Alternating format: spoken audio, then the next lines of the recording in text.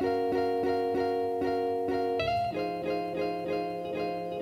name is Eric Stackpole. I'm a co-founder of OpenROV. And OpenROV is a project to create a low-cost, really capable underwater drone that allows everyday people to see parts of the world no one's seen before.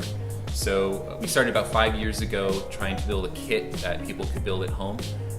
Since then, we've become the largest volume ROV manufacturer in the world. ROV stands for Remotely Operated Vehicle. And what we've come up with recently is something we're really excited about. It's called Trident.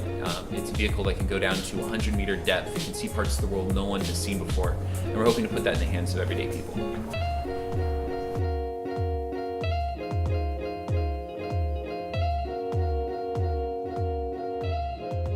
My name is Brian Adams. I'm the VP of Software Development for OpenROV. So the way we ran into resin is that I was looking for systems that could reliably update our software in the field without breaking devices.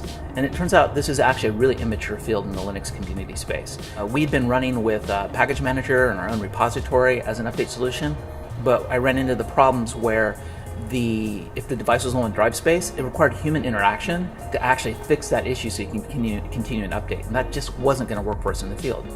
So as I was doing a survey, this is just when Resin.io was starting to become a known entity in the space. And one of the key things that we were looking for was, does it work with Docker? Because here at OpenROV, we're fully on board with Docker as a full end-to-end developed distribution medium.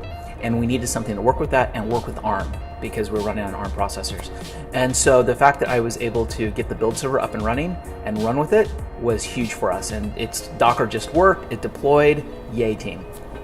So when we were looking for the update solutions, we actually did consider very strongly building our own update solution.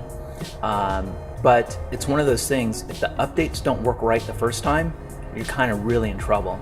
And so for us, strategically, it made more sense to invest in a whole company's worth of engineers to solve just that one problem, so that when we deployed, we had full confidence that that software would always be updatable in the future, than to spend our time with our limited development resources working on an update system. We'd much rather be spending our time coming up with new features for underwater exploration.